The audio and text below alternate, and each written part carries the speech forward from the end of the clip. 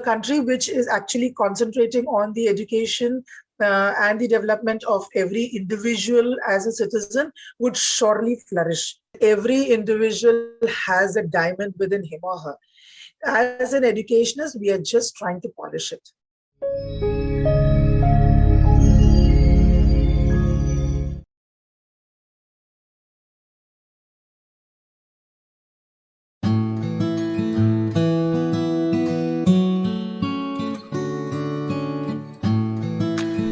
Hello, everyone. I'm your host, Seema Chhoriya, and I bring to you another insightful session on Great Principle. The metaphor: children are like diamonds in the rough, which means they are rough, uncultivated, and without social skills. But each of them holds excellent talents and qualities ready to be polished. My guest today is like a miner who digs the dark coal mines to find raw diamonds and polish them too to their beautiful best. Please join me in welcoming a leading educator, Mrs. Jayashri Bhake. Welcome to Great Principles, ma'am. It's truly an honor to have you. Thank you so much. Thank you. So, Thank you to Team Great Principles. Thank you so much, ma'am. So let us begin our conversation by knowing about the start of your journey. And to all my dear viewers, once upon a time, ma'am had a vision of impacting many vocations by becoming an educator. And her philosophy was to create holistic people with scientific temperament and humanity, right, ma'am? Yes, ma'am. So what measures must an educational leader should take to impart learning on scientific temperament and humanity? What are your thoughts on this? Thank you, ma'am, for the question, because I think this is a time when we need to ponder on these terms. Today is an age where science and technological development go hand in hand. Science has radically changed each man's material and non-material life.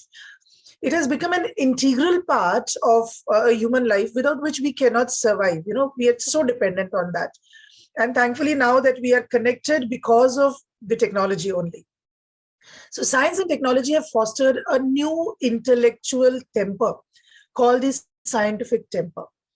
And in 1976, आपको पता होगा, in 1976, India became the first country to include in its constitution the scientific temper with humanity. Yeah. And this was taken up as a fundamental duty of every citizen. So if it is coming as a fundamental duty of every citizen, it is the moral responsibility of we as educators to ensure that it reaches out to the children and we are able to cultivate that, because it is through this scientific temper that helps in developing secularism and humanism and the spirit of inquiry and reform. So keeping this in mind, I feel as an educator, we need to encourage each and every child to ask questions. We should not stop them from asking questions. I also believe that the teacher is no more a sage on the stage, while she or he is a facilitator who is there to take the child to where he needs to go. But then from what he needs to find is something he or she should be able to hunt for himself, and the teacher is there just to facilitate. So these are two important points which I felt we need to add in. Other than this, we can direct them to reliable sources, which is available, of course, on internet too, but then things like dictionary, encyclopedia, and even the television time, now that the screen time which the children are using, if this is being used constructively, this again can foster the scientific temperament. Certainly, completely agree with you. And I think during these 2 years, the tough time, what kept us going was technology and science. This paired together ensured that the learning must go on. And you rightly said, if the children use the technology constructively, the screen constructively, the world is open to them. This Absolutely. 2 years have brought the world closer. Now we can sit at our home and learn from the best of the educators of the world, from the best of the universities. What more can we expect, right? True, true. Certainly. So going ahead in our conversation, ma'am, earlier, there was a single board and each state managed it as per their religious culture and as per the people around there. But today, it's not only about the different boards of the country, it's also about international boards, the varied pedagogies. So what are your thoughts? Should there be one uniform education system in India? This is a very tricky question, actually. But then I have been really fortunate to have attended many educational seminars.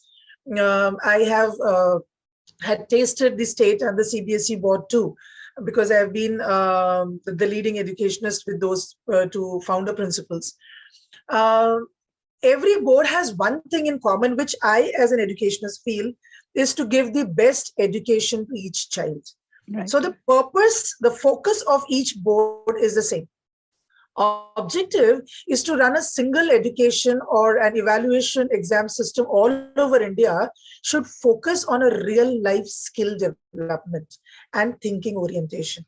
So if all the boards are working towards it, then we can zero down it to one particular education system. If this proposed single system conducts a skill oriented, world class aptitude test, which becomes a single window of the entrance to all our colleges, and we would be able to create that bridge between the school education and the higher education. And this might transform India into a beautiful education system, which will connect to the real life and yet be globally accepted. Completely agree with you, ma'am. But how can we make this happen? Because the policies, the framework is set out in the central, and to implement it, the authority is with the states, and that is where the whole glitch is lying. Because every state is trying to say that it's diversified. India is diversified. We have different culture, we have different people, different mindsets. So, well, this looks like to me it looked like a dream, one common board for everyone. What do you think? Is it possible? With the advent of NEP, I think we would be able to take it up to a very great extent where we are able to standardize the education system. So if we have a standard education system coming in, not depriving each child of the rights he or she has, because we talk about right to education. So right to education is not just education, right to quality education. I think we need to add that word quality. And if we need to have the quality education reaching out to everyone, we need to have a standardized education system. This is what is my opinion. And with advent of NEP, I feel I'm really optimistic that things are going to work it well. Certainly, NEP really looks very promising, and it actually has done that introspection we were all looking forward to. And finally, we are seeing things happening, things are churning, people are talking about something different happening in education. Let's see, keeping our finger crossed, hope this roll out extremely well and is executed at all levels. Going ahead in a conversation, ma'am, as you already mentioned that, maintain that educators are like miners, and I spoke about it, and we all certainly invest a lot of time and effort in delivering our best. So what comes as rewarding is the awards, recognition, and appreciation which comes to us. So tell me, ma'am, which awards truly appreciated you and brought you recognition? Seema ma'am, when you started, this is a famous quote which I've always been using, and I strongly believe that every individual has a diamond within him or her. As an educationist, we are just trying to polish it. So the crude format which comes to us is just needs a polish, and every individual has that diamond. I feel that meeting people is like digging gold. You need to focus on the gold, and the child or the person would be, polished. The personality would be polished. God has been really kind to me. My small efforts in the field of education has been receiving many accolades, and has been motivating me to perform better each day. So it helped me challenge myself. I've got the opportunity to become a director of the Peace Foundation, which is called as Promotion of Ethics and Culture through Education. I've been the lead collaborator of the Hub of Learning twice. I've been the CBSE trainer, Sahodaya office bearers, and a director into expansion of the schools. But then what has actually motivated me, the first thing which happened was when I received the Nachiketa Award at the hands of none other than Bharat Ratna Dr. APJ Abdul Kalam. So this actually, when the moment I received the award, and when he asked me about which subject do I teach, and that's when I realized that the teacher in me is there. It's not the principal, it's a teacher which has to be there. And it helped me, raising my own bars, because it was conferred upon me for the innovation in education. And this actually set a plethora for me, wherein I felt now onwards, it's gonna be only a rising scale. So yes, I was blessed to have met him thrice. And getting an award from Dr. APJ Abdul Kalam is like the dream come true. Certainly, I think every educator aspire to at least now it's not possible though, but to meet him once. That was thought of everyone, and because his ideology stands true even today, the belief that the true country's potential is in the classrooms, and that is where we need to work upon. So that is the beautiful thought we all are looking forward, and all educators are doing their best. Congratulations to you on your achievements, ma'am. We wish you that you may get many more accolades attached to your profile going ahead. Thank you. Thank you so very much. So, ma'am, you were just talking about that you were, given the award for the innovation in education that you brought in. So, I would really like to understand few innovations that you have brought in. Just to name one or two, what we've been doing is like the school where I was when this award I'd received, it falls under the rural zone. So we had observed that the children did not have the vocabulary or the benefits of a particular languages in command. So we started on with two major things. One is having our own parliament. So every Wednesday, the school cabinet, every school has a cabinet member. So these cabinet members used to sit as a school panchayat on every Wednesdays. And on these days, all the problems related to the school used to come down to us. And the way it was filtered, it was as if it was a mock parliament being done. So instead of learning civics through the textbook, they actually did it in the school. So it was very easy for them to understand what was panchayat, what was the role of an MP, what was the role of an MLC, and all those things because it was done in the school. And this was one of the initiatives we had started. There was another where peer teaching came up quite late. But peer teaching was taken up in a very different module altogether, where every day after the assembly, even the class assembly, I'm stating, that a particular child, whoever has read a particular book, say if he's of grade 5, he would go to grade 4 and narrate that poem, give a book review about it, and then share that particular book with that particular class. So this was a sharing of the class library and also giving a book review, which came up from a lower class onwards. So then we started with the radio of the school. So not many small things which we initiated and helped out the children in learning the language. Because I feel literacy and numeracy, these are two things, if you're able to do well, you would be able to learn other subjects too. And I wanted them to learn English. Why do we fear English? हम English से डरते क्यों हैं? क्योंकि हम English को as a subject पढ़ते हैं. हम इंग्लिश को एज ए लैंग्वेज ही नहीं पढ़ते हैं. तो ये छोटी कुछ एक्टिविटीज ऐसी निकाली गई जिससे इंग्लिश को लैंग्वेज की तरह से देखा गया और सब्जेक्ट की तरह से नहीं. सो इसके कारण जो डर था दिल में लैंग्वेज को लेकर, that went off. So yes, those are few initiatives which we came up with. There are lot many more. I think the time is a constraint. Great thoughts and great ideas that you have put into action, because after $1 billion of research, it was found that a child learns best with peers, and peer learning is something which needs to be practiced throughout all the schools. So this is, I think, a wonderful initiative that you have brought up. And the other one which you mentioned was of experiential learning. When a child experiences something, he remembers it for life because it is imprisoned in his mind. Then he never forgets. You just open a book and tell him, all right, so this is there. Even visual audio, he doesn't recall for a long time, but when he participates, he understands how things function. So beautiful thoughts, and I really congratulate you on coming up with such amazing ideas. And this is something I think which every school should model. These are beautiful thoughts that you have come up with. Thank you. May I be permitted to just add one more initiative which actually got a great momentum? Anubhuti is an experiential learning in the sense of career. So when we saw that children did not know what to do after grade 12, till grade 12, they were not clear with what sort of a career they need to, come up with. And in this competitive world, I wanted my students to be, at par with all these things. So we started something called Anubhuti, which is a 3-day program from grade 8 to grade 11.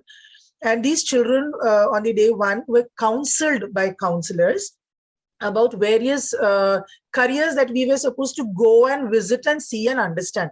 Yeah. So then the children, we started with NEERI every time. NEERI is the National Environmental Education Research Institute of India, and where the children knew about what is research and career in research. I feel that we need more and more of scientists After Dr. APJ Abdul Kalam, where are we knowing scientists? We need to have scientists in our country. So we started with Niri, then we took them to an hospital where they understood not only that a hospital requires a doctor or a nurse, they also require IT professionals. They also require managemental professionals. Likewise, they went to press where they understood the role of a journalist. They understood the role of a back-end officer. So there were various career options where they actually visited and they learned the role of different people and then came up deciding their career plan along with their aptitude test. So Anubhuti had gathered great momentum and great accolades, not only from the parents, but also from peer educators. Absolutely. When again, Anubhuti means experience, right? So, Anubhav karna, that is, experience karna, ki what it is like to be a journalist, what it is like to be, and management at front at, or, a hotel management. So, when you understand that these are the various career options that are open to me, it's not only about doctors and engineers. There are so many varied fields open, and the child gets a direction, and that is the right age when the child start thinking and planning. And as you said, even I was the same. After 12th standard, I was lost. What should I do? Someone is telling do CA, someone is telling do this. What exactly I wish to do and where I want to reach, even I was unaware of that. And these days children are exposed at a very much young age, and this is what is needs to be practiced. So again, an amazing initiative, and no wonder it got so many applauds, I'm sure about it. So let's Thank go ahead in our conversation, ma'am. So this was all about awards and recognitions and the initiatives that you have taken up. So, there are at times we have someone who inspires us, who educate us, who guide us. At times, we may, while doing something good, you also, at times you just mess up and you have to step down. So during such times, name that educationist you look up for your advice, support, and inspiration. uh, Life has been really so blissful with good mentors coming into my life, not only as an educationist, but also as beautiful human beings. I would take look, so many of them at least give me an opportunity to speak about two, Yeah. because I really feel one as an educationist and the other one as uh, not only as an educationist, but also as a human being. So the first one which I would like to name is Mr. Sunil Raisoni. Mhm. He is the chairperson of the Raisoni Group of Institutions, and I've worked with him for 19 years. His vision has provided a great vista to explore my own talents, not only as an educationist, but also as a human being. The undaunted, unflinching faith he showed on me and guided me was to help me out in bringing out the best, not only from my students and my team, but also from me. Yeah. So I know that was the opportunity which was put across every time. And you go and say, uh, when I'd been to him, I did this one and only National Teachers Parliament, the first ever National Teachers Parliament called Manthan. And I was blessed that Dr. APJ Abdul Kalam had inaugurated it. When I went and talked to him, I just gave an idea. It was my brainchild and went and gave an idea that I wanted to do this. So he not even took a minute to say this, just go ahead. Whatever you need, I'm there. Yeah. So, so as an administrator, when I fall back, I ensure that I call him up and I talk to him and he gives me that booster dose. There's another great personality whom I have been inspired with is Madam Annapurni Shastri. She is the director of Bharatiya Vidya Bhavans, all the schools in Nagpur. And she is a person who walks by her example. She has inspired to me to become very meticulous, focused, and she's a compassionate leader. Being a perfectionist, she has, shared her ideas and views in such a way in helping me out. We have never worked in one particular institution, but then as an office bearer of Sahodaya, we have been there working together, or in various other projects we have been clubbed together by the CBC. And I'm so thankful to it that I could learn because of Ma'am Annapurni Shastri. So amongst these so many people who have been mentoring me throughout my life, I would really, place my gratitude to both of these people too. Thank you. Great, ma'am. When we have such great mentors around us, it's, we are always confident that what may come up, we can just push it up again. So wonderful to know that you have such amazing mentors in your life. And I wish you that you have all the support that you require for further your achieving your goals too. Thank you. Thank you. Going ahead in our conversation, now we have reached to a very interesting segment, which is called rapid fire round. So you Okay. have to answer in a word or a statement would do. Okay. All right, so here goes the first question. You spend your recreational time indulging in activities like? Like dancing, meeting people, traveling, reading books, Right, wonderful. um, and listening to old songs. Okay, great. So going ahead to the next question, tell us about a funny or a weird incident in your life. A weird incident is lot many coming in, but then when I come to the social platform, I had this one person who came and met me in Amritsar, Sahodaya, and this lady, she ran and she said, "Pehchana kya mujhe?" And with all these, and I said, "Hi, how can I forget you? Such lovely," and all those things. Actually, I did not recollect her name. And after a long time, from one of my common friend, I came to know her name. And then later, I was told that I had inspired her to become a teacher. And that's when I felt so bad that I did not recognize her. So yeah, that was a moment when I had this, Yeah. an embarrassment where I did not actually recognize her, but I had to say that because in front of everyone, she came and hugged me. So I wouldn't have made her feel low because of it. Yeah, but at times we all do this, I guess. Many a times it happens with me too. There are some people, hi, I'm like, yeah, yeah, hi, okay, okay, fine. I can recall the face, but when it comes to telling the name, I'm like, I'm confused now who exactly this person is. But that's True. fine until we can just make the person feel good about it. Everything is fine, I guess. Absolutely. And that's what you did in that situation. Great. Moving ahead to our next question.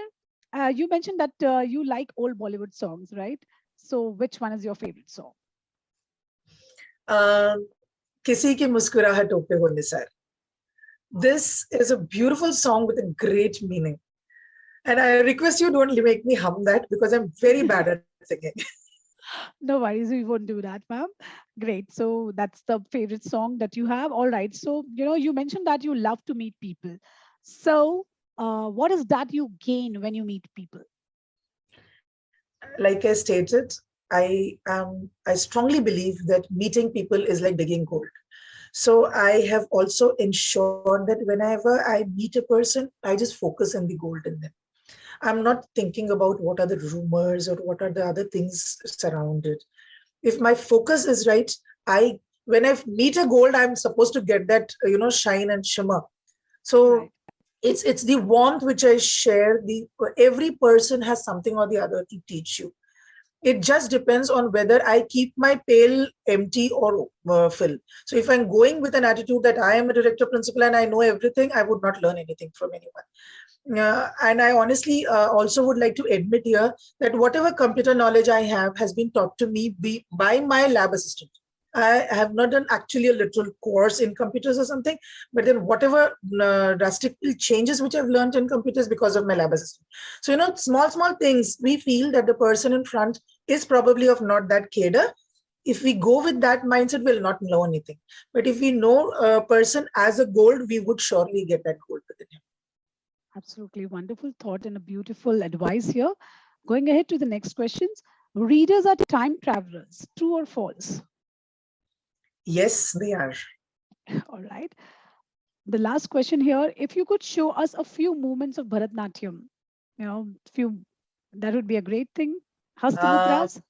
Mudras, okay, I can All do that. right. All right. There are actually two types of mudras. It's called Sanyukta and Asanyukta. Sanyukta means two hands together, and Asanyukta is a single hand where only one hand has been taken. So I just tried so that it's long back that I've been studying that.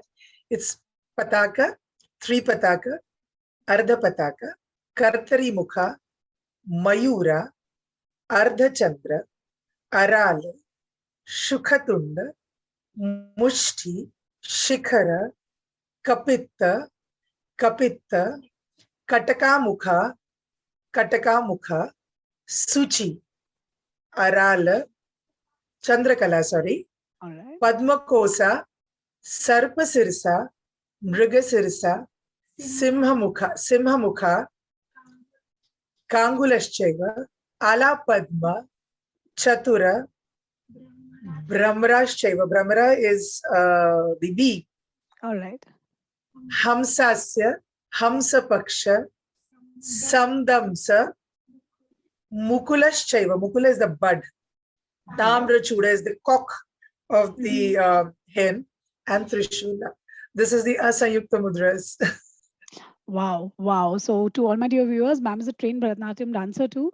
So, everyone must be wondering how many traits this person has. So, yes, she's a multifaceted personality. Thank you. So, based on the question, here comes one surprise question from my end, ma'am. And as I was seeing you, how you were rejoicing, showing on mudras. So, the Indian classical dances, they have a lot to learn. Absolutely. So, what would be your advice to our parents that why they should ensure that their children at least try to, step in and at least do the beginners level of these courses? What would be the benefit for them? Ma'am, India is a country with great cultural heritage. And thank you so much for this question. Because we as parents focus so much only on the scholastic aspect and we never think about the co-scholastic aspect. The family in which I have been born and brought up, and all my cousins, we have learned at least one art form, be it dancing, or like my brother plays tabla, one of the sisters, she sings. So these not only give you a recreation, but it also gives you a catharsis, right? It gives you a different perspective of looking at life altogether. The moment when we did, when I was doing my dance, I was doing my Alankar in dance. Alankar is equivalent to the master's degree. That was when I was actually a graduate. I was doing my graduation. And that time I was doing my Alankar in Bharatanatyam. And I was learning the philosophy of life. Philosophy of life at an age where it is really apt for you to understand. It is on a threshold of your life where you are going to face so many things. You are out of your mother's protected cocoon and you are Right. exposed to the world. These sort of an art forms give you a catharsis, give you a different perspective of learning life. Even in our school, what we do is when we are trying to integrate art and education, and thanks to CBSE who has really enforced on art education and the integration of art into education. Two different things, but coming up so very well and gelled up so very well. Because one is that you learn that particular concept very wonderfully well. Second is that it gives you a catharsis. Third, it gives the creator in you a platform, a plethora to perform and get a sense of pride that yes, you have achieved something good. Right. So art is the most beautiful way of celebrating life. Let me put it that way. Oh, and yes, it truly has so many benefits, not only about the physical well-being, mental well-being, as you said, Absolutely. it turns the perspective about life. So it changes the person.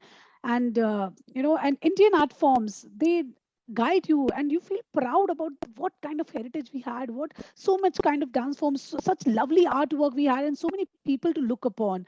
And we are always influenced by West, but yes, we need to ensure that our children need to understand how rich our own country is, and that is why we all need to have these art form and learning. And as you mentioned that yes, CBSE has taken this step, and this is so great to know that our schools are taking a step ahead in ensuring that our children of today's, those who know only hip hop and all, they also understand the value of these Indian classical dances. True, true. And Wonderful. Westerns are coming to Orientals. They are coming to us Yeah. because my dance class had too many foreigners also coming and studying. Right. Great. So it's wonderful to know about that how great our country is. So moving ahead in our conversation, this brings to me to the last question of the show, which is called viewers' choice question. So my viewers keep sending me a lot of questions, and this is the one which I have picked for you. They say that education has been on a roller coaster ride for past few decades, and the influences of the teacher learner dynamics in a big way. With the launch of NAP, education system is being hauled again for a major change. Could you enumerate the pros and cons of NEP for our audience? A very apt question coming in a very apt time. Uh, as an office bearer of Nagpur Sahodaya Schools Complex, I had got an opportunity to be a part of the drafting committee of National Education Policy for certain inputs.